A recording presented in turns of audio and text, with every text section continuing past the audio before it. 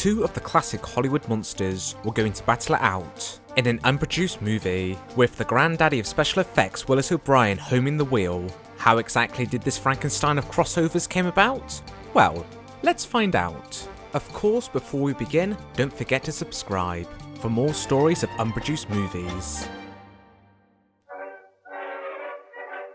At the age of 29, O'Brien was working in a sculptural studio for the exhibit of San Francisco, where him and his colleague were playing around with the figurine sculptures. Moving and manipulating the clay, O'Brien noted if there was any way he could capture these sculptures in different poses, and play it back as if the sculptures were moving. That same year, he created his first short film, The Dinosaur and the Missing Link. His exhibitors saw the work in progress. He fully funded this pet project to be featured on display. Eventually, it was seen by the inventor of the moving image, Thomas Edison. O'Brien was hired on to the Edison Company to make a series of short films about prehistoric life. From the time that O'Brien started working with Edison, he had lost the court battle of completely controlling the movie industry. As of before that time, anybody that made a movie outside of Los Angeles in the US hadn't gained a blessing from Edison would face his legal wrath. But now with Edison's unlawful power liquidated, it illegally allowed anybody to make movies. Well, I have a little trouble now and then. O'Brien would leave the Edison Company and would work with Herbert M. Dawley on the project The Ghost of Slumber Mountain. With such an extremely low budget, it actually starred both men. The plot featured both gentlemen with an extraordinary telescope, allowing them to see into the past. Dawley would end up backstabbing O'Brien, cutting down the 45-minute runtime and taking all the credit, with only an 18-minute cut still withstanding to this day. But it was through the notoriety of this film that producer Harold Hoyt asked if O'Brien could create the dinosaurs for his Lost World adaptation based on the novel by the same name. The project was a huge undertaking for the animator, thus he formatted his own crew, and his flimsy clay models would be greatly updated to be more sturdy, being made out of foam latex with a metal skeleton. Several years after the movie was released, Willis and Harry started slowly developing a successor to The Lost World called Creation, which was picked up by RKO. O'Brien created a 20-minute reel to present on how the final movie was going to look. Through the intervention of Marion C. Cooper, he had advised to shelve the project, of not only the project's ever-growing expense, but also finding the story very unthrilling and exciting, although he would gleefully suggest his own movie project that would be best suited for O'Brien's team, being somewhat similar to Creation, where it was set on a lost prehistoric island. But the beast that would be at the top of this food chain, of this ghastly environment, would be a giant gorilla. His initial plan was to capture a real-life gorilla and a Komodo dragon, and would have blown them up to scale to make them seem big, but then feeling that O'Brien's stop-motion techniques would be a better alternative to bring the creatures to life. The animal species of gorillas were only discovered back in 1902, and very few zoos had them on display, having the same mystique of an elusive ape like the Sasquatch or the Yeti. And the fictionalized film Ingeji, released back in 1930, which heavily featured an ape in its plot, was the highest grossing movie of that time. The success of that feature gave RKO the confidence that Cooper's monkey project had the potential. 70 plus years later, a 14-minute short documentary about Creation, explaining lengthily about the plot, was included as a bonus feature on the King Kong DVD set, along with the surviving 11 minutes footage from the test reel. When the film was finally released in early 1933, it was an overblown success. We're millionaires, boys! I'll share it with all of you! Come! The eighth wonder of the world! Cooper expressed interest to RKO to produce a sequel, which they obliged, but Cooper was only given half the budget and 10 months to finish the whole picture in time for the Christmas season. O'Brien had very little involvement with the sequel, only coming in daily to check on his crew, just so he had some warrant to earn that paycheck. He was very unamazed by the storyline and script, feeling that it was overly cheesy compared to the original. He spent much of his free time and his newfound wealth with his two young boys, which had both came from a previous ill-fated marriage. His eldest son, Willis Jr., sadly went blind early in life. For both young boys for such a strange childhood, it was a great welcome to so excessively be with their dad once again. They would even join their dad during visits towards the Kong set, playing with the stop-motion models. Shortly before the film premiered, O'Brien went through a terrible tragedy. His divorced wife shot both their sons and herself, and his planned income of money quickly ceased, where the initial plan of multiple Kong movies never saw the light of day, as Son of Kong was a critical and financial disappointment. These films would have included a King Kong sequel called The New Adventures, which would have chronicled Kong's journey from Skull Island to New York, and a proposed crossover movie with King Kong and Tarzan. Not too long afterwards, the Oscars offered O'Brien an honourable reward for the outstanding achievement of the visual effects in Kong, which at that point there was no category for special effects.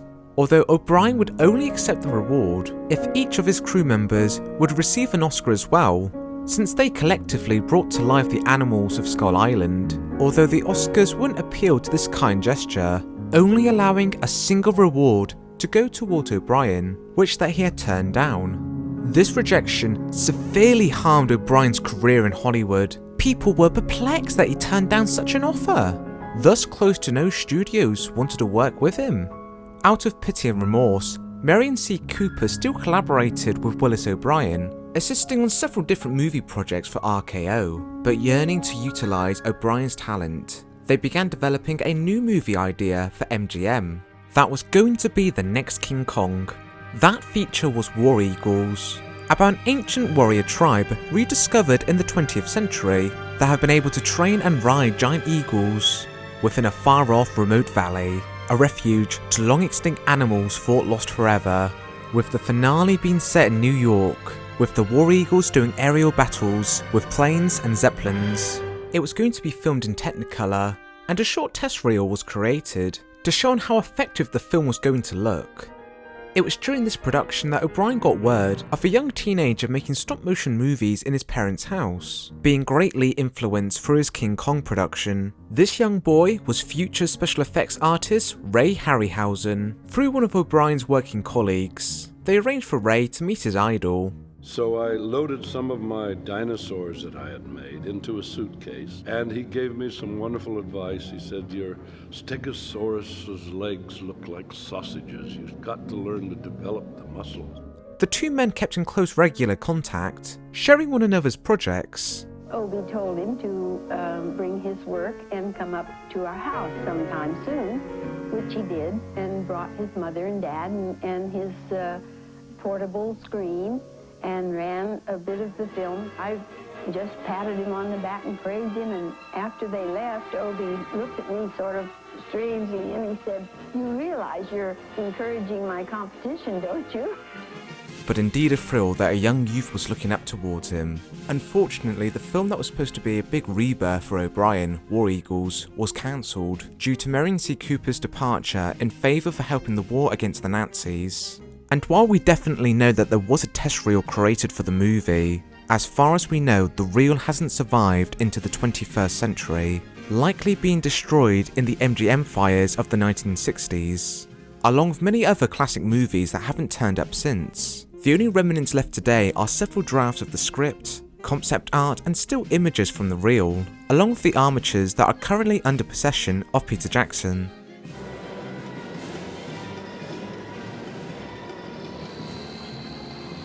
By the late 40s, once the war had passed and subsided, the creative team of King Kong would reunite once again for one final outcome of a movie, that being Mighty Joe Young, with Marion C. Cooper as a producer and Willis O'Brien for the supervisor of the animated effects. And he hired on Ray Harryhausen, which his independent work had flourished after the war. While O'Brien would have a whole work team at his disposal, Harryhausen did about 85% of the final animation. When it was released in 1949, it had struggled to make back his budget. But most excitingly for O'Brien, the Oscars offered him another honourable reward. Not wanting to make the same mistake back in the 30s, he gladly accepted the reward.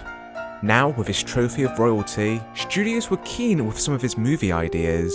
Granted, many of them were independent companies, mainly specialising in B-movies, but hey, it was something for O'Brien.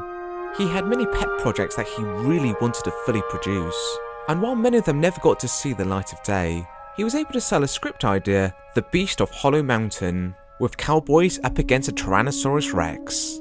With the exception of the storyline, O'Brien wasn't really involved with this movie project, despite using stop motion to bring the dinosaur to life.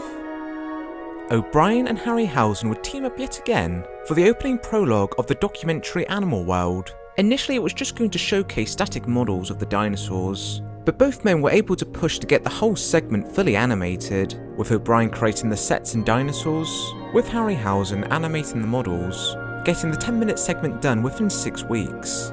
This would be the last time both men would work together. O'Brien was attached on to do the special effects of the 1960 remake of Lost World, but over the expensive nature of stop motion, he was let go and favoured to do the dinosaurs, with blown up lizards with prosthetics, aiding in low-res B-movies. O'Brien was yearning for the days of creating big Hollywood blockbusters, so instead of pitching an original storyline that would get him nowhere, he reversed back to the king that made him famous. He would cross Kong over with another famous monster. It's alive! It's alive! It's alive! It's alive! Prior to this, Universal back in the 30s created a rather loose adaptation based on the book. Despite the original novel just being a one-off tale, Universal flourished it into a whole film franchise, eventually with the Frankenstein Monster crossing over with other Universal monsters, with the feature films being far more well known for the general public. Over than the original Mary Shelley story, Universal ceased making their Frankenstein series by 1948, but being based on a public domain novel, the name of Frankenstein was exploited beyond the flicks of Universal. Thus O'Brien saw it as a canvas to fully create his own interpretation of Frankenstein.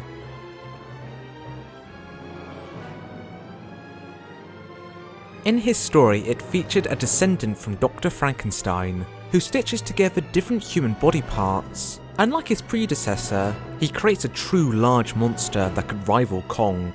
Later rewrites featured Dr. Frankenstein stitching together different animal parts rather than dead human corpses. As for Kong, it's a little bit fuzzy if he would have either been the original Kong that survived the World Trade Center, or just simply another giant gorilla. Regardless, the two behemoths end up in San Francisco, featured as part of a carnival act. But then through a misunderstanding between Kong and the Frankenstein creation, they fight it out throughout the city, ultimately climaxing on the Golden Gate Bridge. Partially giving a hand of creating Kong back in the 30s, O'Brien was confident that he had some ownership over the ape, and pitched it to the studio where Kong got his start, RKO Pictures. But upon the studio's meeting, O'Brien found out that he didn't have any ownership over Kong. The rights were retained by RKO, and they were not quite the big studio tyrant as they were back in the 30s, come the 60s, so they wouldn't even fully invest into O'Brien's project. Essentially, O'Brien needed to find another studio that were willing to put down the money to license out Kong. Hollywood producer John Beck had a keen interest with the storyline. He's best known for being the backer for the 1950 comedy Harvey. He brought on board screenwriter George Worthing Yates to rewrite and alter the screenplay, such as trying to remove references towards Frankenstein, falsely believing that the rights to the character was owned by Universal, changing the title to King Kong vs Prometheus, then to King Kong vs Ginkgo, re-embellishing some of the assets from the first movie, such as Carl Denham. This was all done without Willis O'Brien knowing.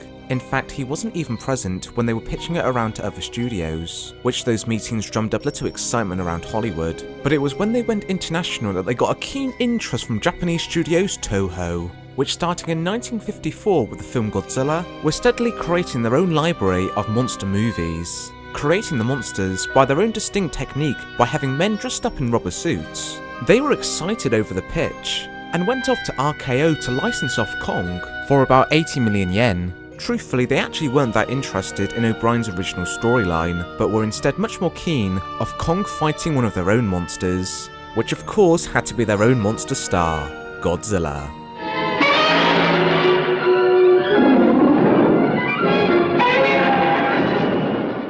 O'Brien didn't find out about the production of King Kong vs. Godzilla until several months after its original release in Japan, and settled upset and frustrated. He contemplated suing John Beck for fraud of stealing his story, but he lacked the financial upper hand to do so. The stress and a failing heart condition all catched up to O'Brien.